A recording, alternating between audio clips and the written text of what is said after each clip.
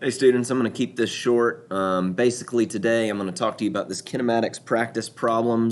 It's really just one with several different parts that you should be working today on this Zoomless Wednesday.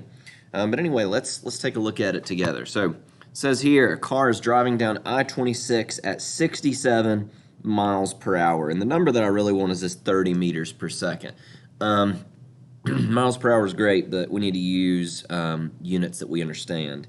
Then the driver sees a highway patrolman and realizes they're driving in a work zone. It's I-26. It's always a work zone. The driver slows down to 25 meters per second in 3 seconds. Okay, so we've identified the important information in this problem. Now, excuse me, construct a motion map that represents the motion described above, including position, velocity, and acceleration.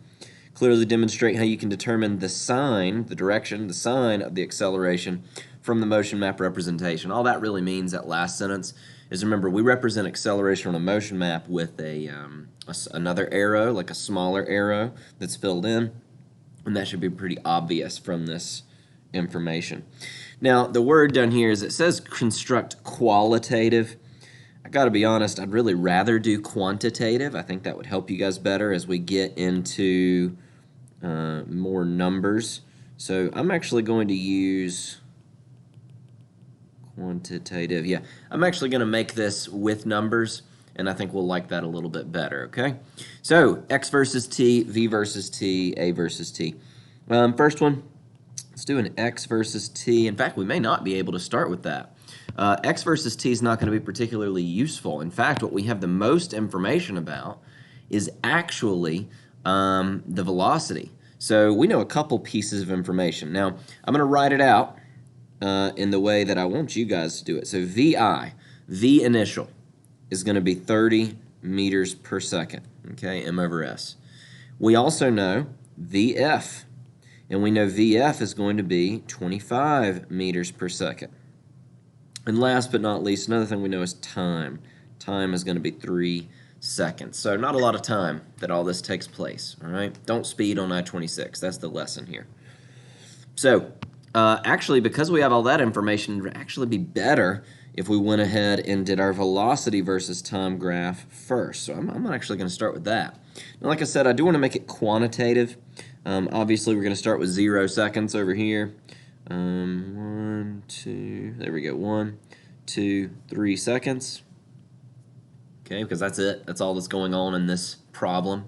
And now we need to scale our other axis. So my velocity axis, because I'm going from 30 to 25, okay, not a huge difference, but 30 to 25, I should probably scale it with something based on that. 5, 10, 15, 20, 25, 30. That's what it's going to have to be. So I'm going to go by 5s. 5, 10, 15, 20, 25, and 30. And we could go on up, but why? Why would we do that? So now that we have all this information, now we can start to get going. So initial velocity, okay?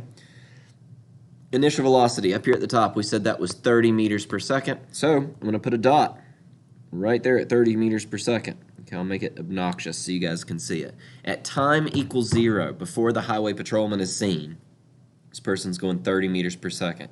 And then, based on what it says, they slow down to 25 meters per second by the 3 second mark, okay, right? So we have, 1 second, 2 seconds, 3 seconds to slow down. And so by that 3 second mark, they have slowed down, excuse me, to 25 meters per second. So I'll represent that with a dot. Let me see if I can make it look a little bit prettier. Yeah, that'll work. That's fine. And now we need to connect the 2 dots with a line, something like that, okay? Boom, that's it. That's all there is to it. Okay, that's all there is to it. Now, I have often told you guys, in fact, let's go ahead and let's do our A versus T next, because actually, the X versus T is actually the most difficult. Let's do our A versus T first. If I've told you once, I've told you 1,000 times that if you go from one graph to another, velocity to acceleration, it is the slope, okay, of your velocity versus time graph that gives you what you put on the acceleration versus time graph.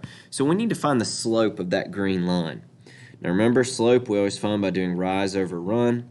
We're not really dealing with a rise here. We're actually dealing with a fall. It falls 5 meters per second. If you don't believe me, look.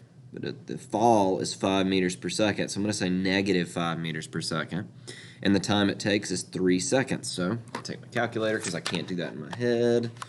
And I do negative 5 divided by 3. And I get negative 1.67. Okay, negative 1.67 meters per second. Technically meters per second. If you look at the units that we have over here, I have meters per second on top divided by seconds on the bottom. So it'd be meters per second, but the math actually ends up making it meters per second squared is the unit we end up getting for acceleration. So I need to scale the axis really quick. I'll put a 0, a 1, a 2, a 3, and then I also need to have a negative 1, a negative 2, and a negative 3. And so because it's negative 1.67, we're going to be somewhere in this area down here. That mark will show up. There we go in a second. And let's go ahead and draw it. Now it needs to be horizontal. And if you're saying, you know, well, Mr. Aaron, how do you know it's horizontal? Well, I've told you guys a couple of times, your acceleration versus time graphs are always going to be flat lines in this class. And another reason we know is, look, that slope from the previous graph, this is a constant slope. Okay, it's constant. It's not a curvy line, even though it may look like that because I'm not perfect at drawing, but it's a straight line. And so if the slope is constant, then we need to represent that constant value over here on the left. And I just realized I forgot to scale my time axis, so I'll give you a 1, a 2, and a 3. There you go. All right, there we go. That's all there is to acceleration versus time. So my last graph that I need to do, and don't worry, I haven't forgotten about the motion map. We are going to do that in a second. But we need to find our x versus t graph. Now, if you guys haven't already forgotten, because I know it's been a minute, but the area under the curve actually gives you quite a bit of information. Okay, area under the curve gives you quite a bit of information. So area, let's talk about area. We have two areas that we're looking at here. We have a triangular portion, so I'll do triangle over here, and we also have the rectangular portion as well. If you don't see what I'm talking about here, I'll split it up for you, like this. Okay, so we're looking at a couple of different areas. So we'll do the triangle portion, and then let's say we've also got our rectangular portion, which is pretty obvious. I don't think anybody won't see that. But we are going to analyze these two areas under the curve. Let's do the rectangle first. That's the easier one. So it's length times width. In case you've forgotten, area is length times width. So length times width in this circumstance is going to be, now look at your axes, 25 meters per second. Okay, so that's one side of that rectangle times 3 seconds. So we have 25 times 3 seconds. You don't even need a calculator to do that. We end up getting 75. But look what happens to the units. Meters per second times second. Seconds goes away, and I'm left with meters. So my unit here is going to be 75 meters, and that should make sense. I've told you that area under the curve ends up giving you displacement, and the units here are proving that. I know it's been a while since we talked about it, but hey, it's review. It's good review. We've got an exam soon. Okay, let's do our triangular portion. Okay, hopefully you guys remember area of a triangle is 1/2 base times height. It's not something we use very often, but I'm going to have 1/2. The base in this case is still going to be 3 seconds. And my height in this case is only going to be 5 meters per second. But notice, look, our units are still going to work out to be meters.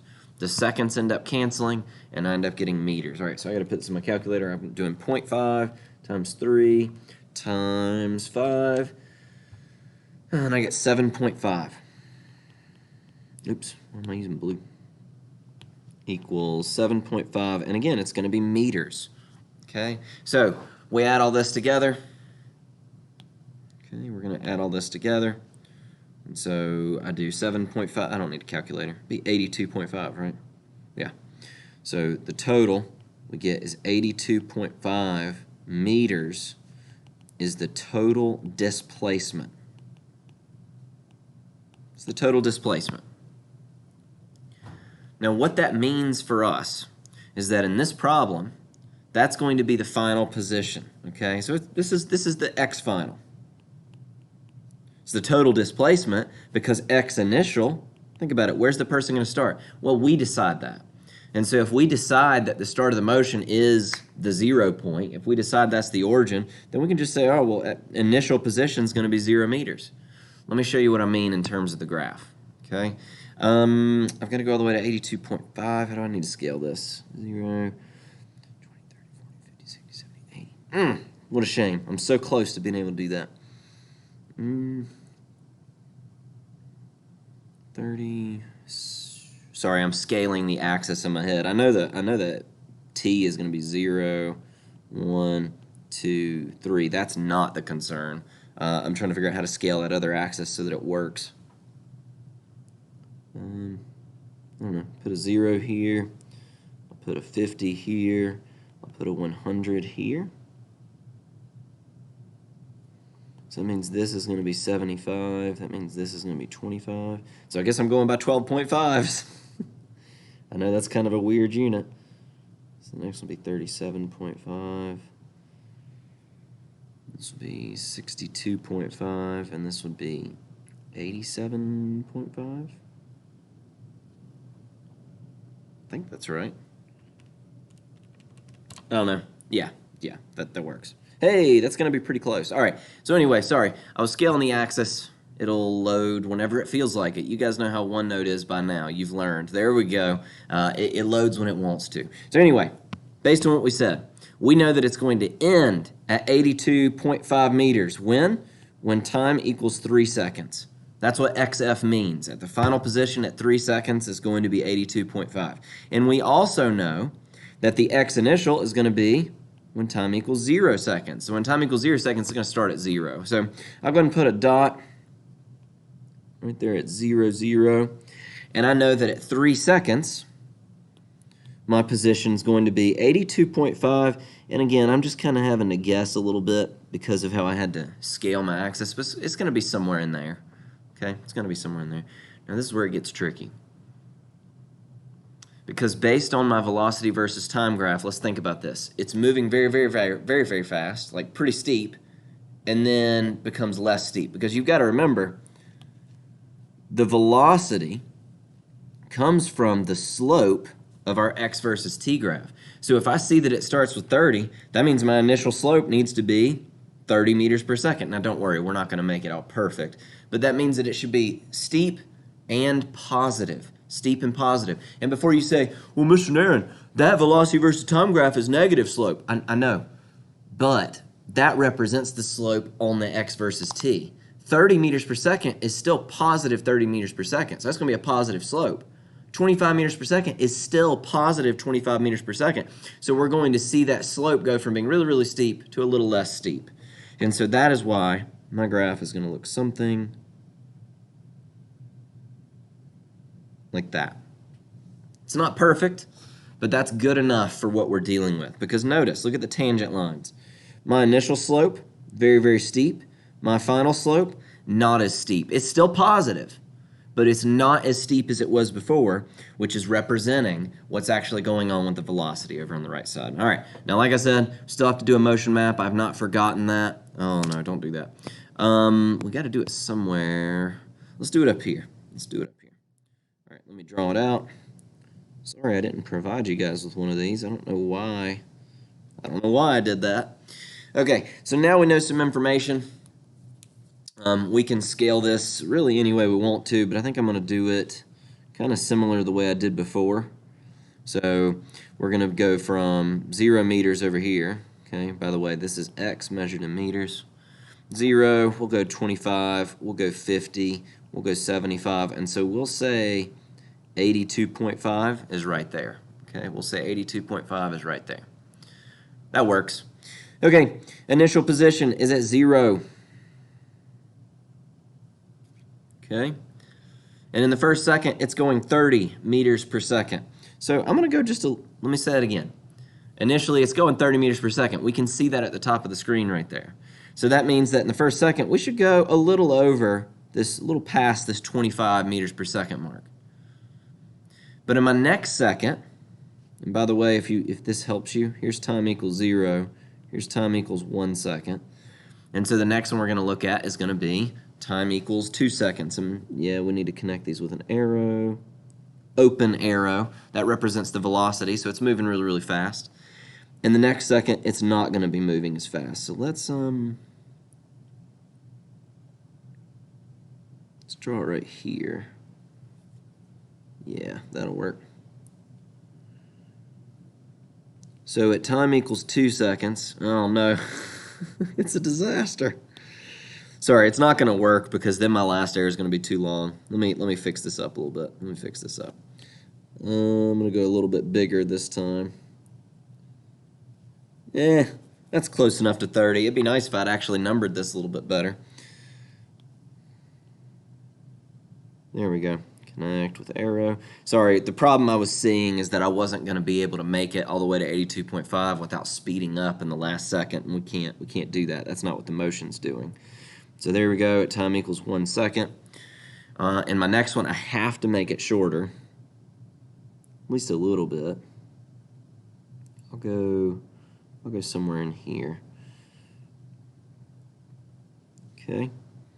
And then in my last second, at 3 seconds, we have to end at 82.5. See, that's why I was having trouble, because I'm trying to make these shorter, but it's such a small change that it's kind of hard to do.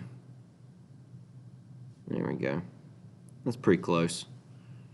I'm still trying to show that we get where we need to be at time equals 3 seconds. See, here's time equals 2. What in the world was that? This is time equals 2 seconds. Here's time equals 3 seconds. But it's tough. It's tough to make the arrows smaller and smaller. Now, this is not as tough. I do need to represent the acceleration. And here's the thing. Even though it's moving in the positive direction, it is slowing down. And we determined that we had a negative acceleration. It was negative 1.67. So if we decide, in fact, I'm going to draw it up here next to my motion map.